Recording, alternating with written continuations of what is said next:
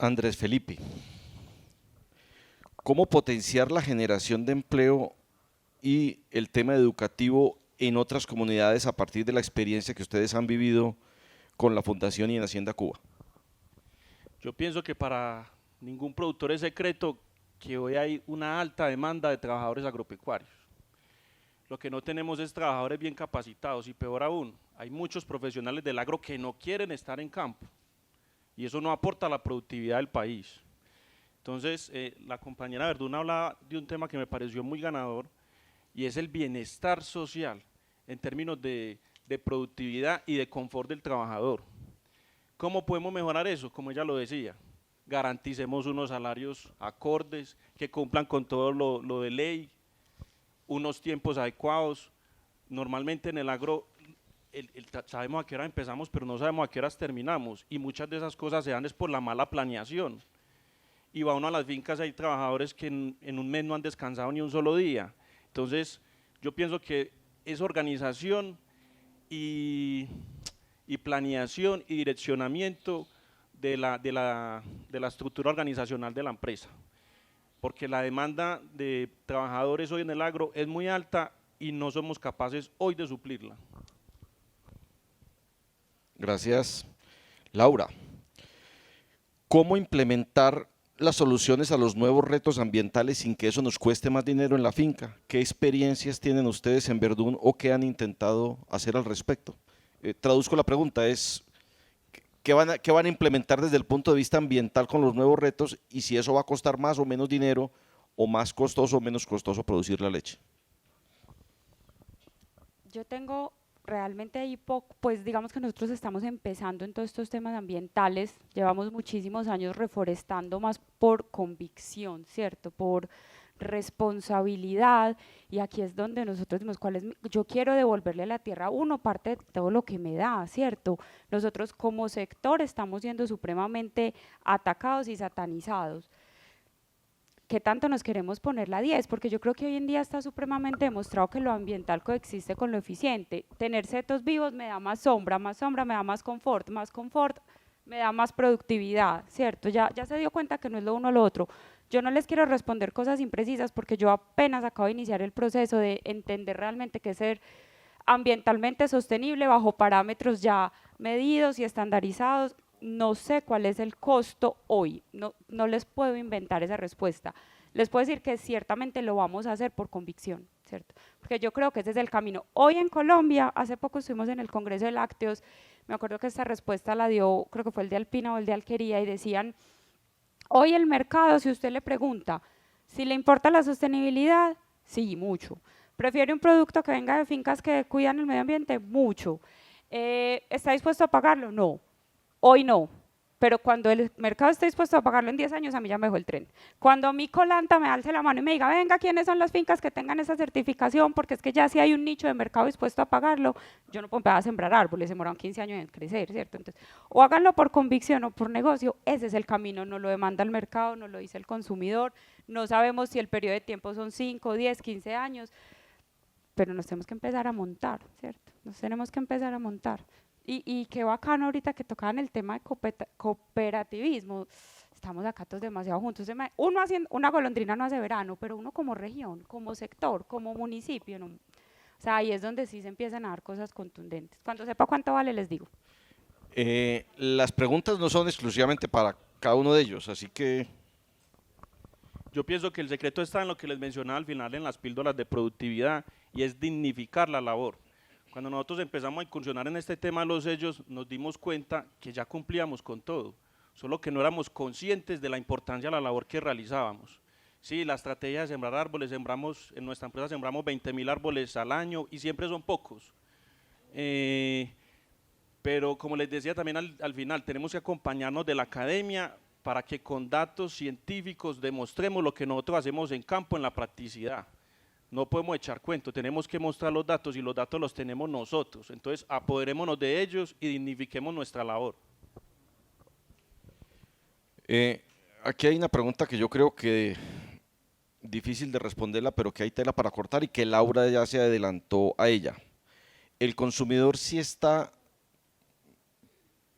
percibiendo este valor agregado y esta realidad y si está interesado en pagar por esto? Estoy leyendo textualmente la pregunta. El consumidor definitivamente está interesado, eso es un tema que a todos nos duele, nos permea y nos interesa, ¿cierto? Probablemente hoy como masa no lo estamos pagando, pero para allá vamos, o sea, desconocerlo sería, en una opinión personal, ser miopes, ¿cierto? Ser miopes. No creo que hoy no lo vayan a pagar, pero creo que no lo van a llegar a pagar. Yo quiero agregar algo. Por Colombia, pues que es como la agremiación de porcicultores, también hizo ese mismo estudio, con las mismas preguntas, y entonces uno empieza todo emocionado. Sí, le interesa, sí. No sé qué, le preocupa, tal, ¿está dispuesto a pagar? No, pero todavía. Yo creo que para allá vamos y estoy completamente de acuerdo con Laura en que es una cosa en la que hay que montarse ya, porque va llegando el momento, sí se van educando. Nosotros, por ejemplo, estamos a punto de sacar una línea veggie, nosotros como Super Cerdo, una línea veggie vegetariana para un mercado que todavía es muy pequeño, pero que está en crecimiento en el mundo. Vamos a ver cómo nos va. Nos puede ir muy bien o puede ser una estrellada tremenda, vamos a ver. Pero lo que no queremos es que nos coja, digamos, fuera de base. Y es un reto muy grande coger la información, volverla como masticable y poderla presentar cada vez más, porque nosotros, digamos, sentimos ese ataque tanto por el lado, digamos, de la ganadería como de la porcicultura, y el reto es grande y ya hay mucho, mucho que se puede hacer y se puede contar hasta el momento en que se pague por eso, que va a llegar inevitablemente, o que usted se ahorre también vía impuestos, pero quedémonos con el que paguen por eso. Y sin sumarle a eso que semanalmente me están llamando de Colanta, necesitamos más leche, porque obviamente nuestra finca tiene el sello de PMO y esa leche va con otro destino, pero hoy sí hay mercados que buscan eso. Lo que pasa es que nos tenemos que organizar y vuelve y juega el tema del cooperativismo, que Laura lo decía muy claro ahora, una sola golondrina no hace verano. Y juntos es más fácil y llegamos más lejos, pero solos llegamos más rápido, pero no con las metas que necesitamos. Pregunta para los tres. ¿Cuáles son los programas a implementar en las fincas lecheras o ganaderas o porcícolas para adelantarnos a las restricciones ambientales que nos podrán imponer? Yo complementaría la pregunta diciendo que no es para adelantarnos a las restricciones ambientales, sino para hacer la protección del medio ambiente. Redondeo la pregunta. Desde el punto de vista ambiental, ¿qué es lo que deberíamos de hacer en la finca lechera, en la ganadera o en la porcícola? ¿Quién arranca? Esa no está fácil. No, no está fácil, pero yo me voy a aventurar ahí con una, y es, para mí, la prioridad debe estar en el manejo del estiércol, porque voy a hablar desde el punto de vista de la porcicultura nuevamente. Nosotros tenemos unas fincas en las que por normatividad ambiental caben X cantidad de cerdos, y eso se calcula entre otras por el manejo que uno hace de la porquinaza. Entonces usted necesita X área para disponer esa porquinaza vía riego, que además es un muy buen fertilizante, pero genera altísimas emisiones. Entonces, si nosotros hacemos el manejo del estiércol vía reactores de última generación como el que vimos ahí, o vía biodigestores, digamos, más tradicionales, logramos dos cosas. Primero, vos ya no tenés la disposición, digamos, de una porquinaza cruda, sino que lo que vos tenés a la salida de un reactor de esto es un fertilizante.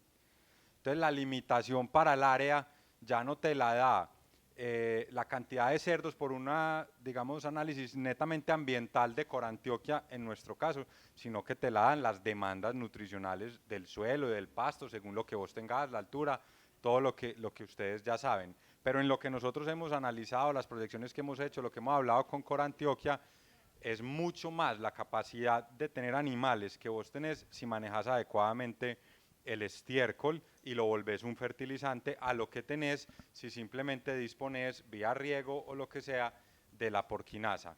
Eso por un lado. Y por el otro, también lo que ya les decía, no solamente vos pasás a tener un fertilizante, sino que es que tenés biogás.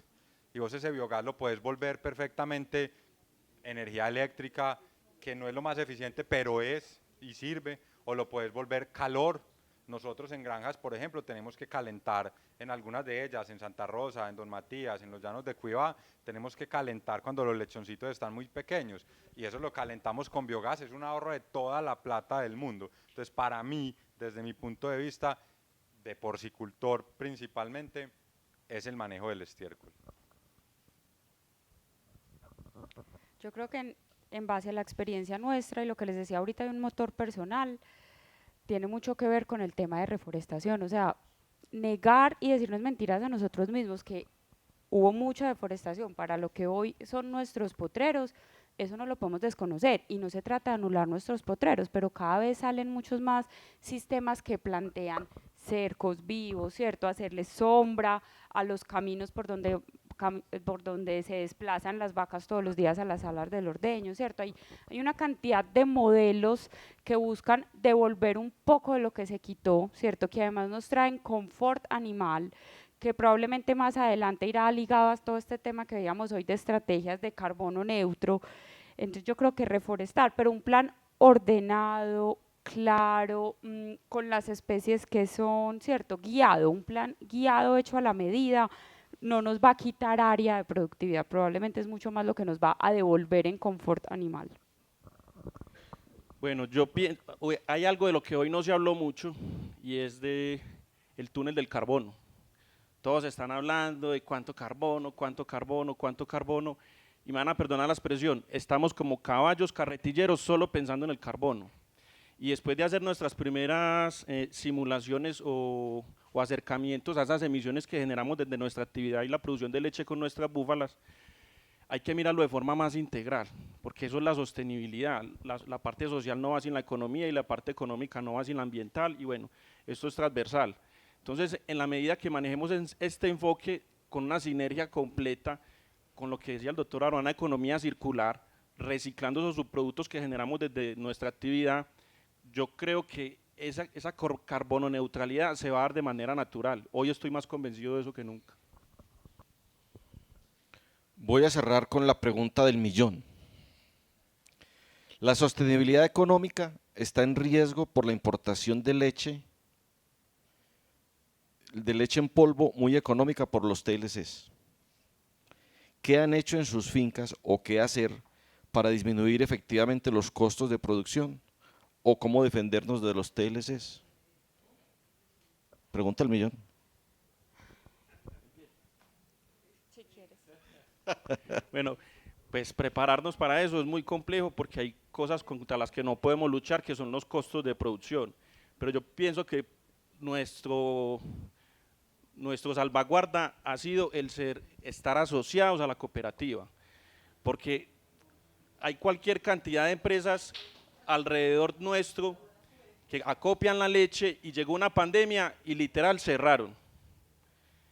Colanta no nos dejó de recoger un solo día, acabamos de pasar a principio de año 3 meses de paro armado, yo no sé cómo hizo, literal, Mercedes, no sé cómo harían, para recoger esa leche con todo bloqueado porque no podíamos ni siquiera sacar un cacho de ganado para el frigorífico, y Colanta juiciosamente recogió la leche. Entonces, si estuviéramos peleando solo no haríamos nada.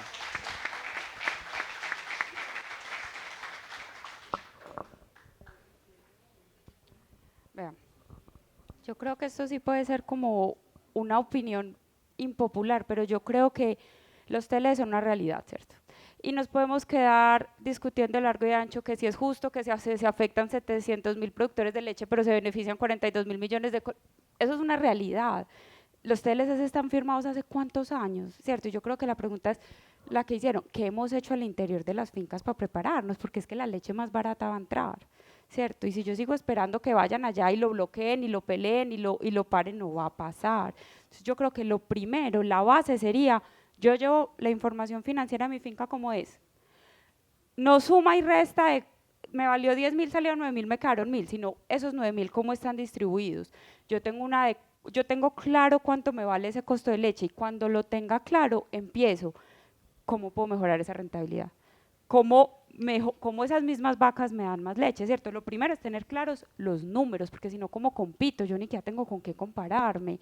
Y y Colanta es maravilloso, pues y acá todos los que estamos tenemos una fidelidad infinita a Colanta, pero es que esa visión del Salvador externo es muy compleja, ¿cierto? Es yo me salvo a mí mismo, ¿cómo? Arranco por gestionar, pues, o sea, en grupo, como decía él, pero sí hay una responsabilidad interna muy grande, ¿cierto? Porque Colanta, y acá sí lo he pensado siempre y lo he dicho en cada espacio, la principal responsabilidad que tiene es ser sostenible y existir y seguir sobreviviendo y ser rentable, porque es que Colanta copia, no hay quien reciba la leche que acopia Colanta, no hay quien tenga la logística, como dices tú, que tiene Colanta, y no hay quien vaya y recoja 3 canecas de leche como las recoge Colanta. Entonces Colanta no podrá pagarnos siempre por encima del mercado solo por protegernos, no puede hacerlo.